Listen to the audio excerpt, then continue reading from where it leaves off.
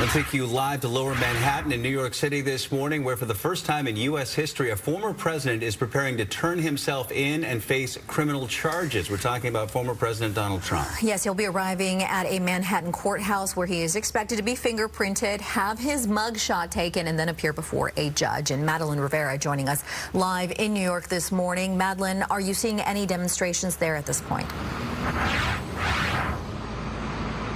Well, we do know that Congresswoman Marjorie Taylor Greene is planning to hold a protest at 10:30 a.m. local at the park located across the street from the courthouse. We are hearing from one of our producers that pro-Trump supporters are already beginning to gather for that rally. It's unclear, though, how many people are expected to be there. Over the last few weeks, we haven't seen large-scale demonstrations. NYPD says that they are prepared for any scenario that might come up, and New York City Mayor Eric Adams has a message for the Congresswoman, telling her to be on her best behavior.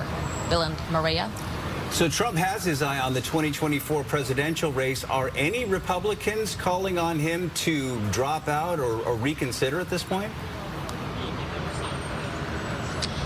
We do know that former Arkansas Governor Asa Hutchinson said over the weekend, he, by the way, just recently announced his decision to enter the Republican presidential primary race. He says that the former president should drop out of the race because of this indictment clouding over him. But for the most part, we have seen a lot of Republicans rally around the former president. It really is an interesting scene to see a lot of Republicans who had hoped to distance themselves from the former president after a dismal performance from the 2022 midterm elections, how so many Republicans are once now again forced to rally and support the former president in light of this indictment, which many of them called political persecution. Bill.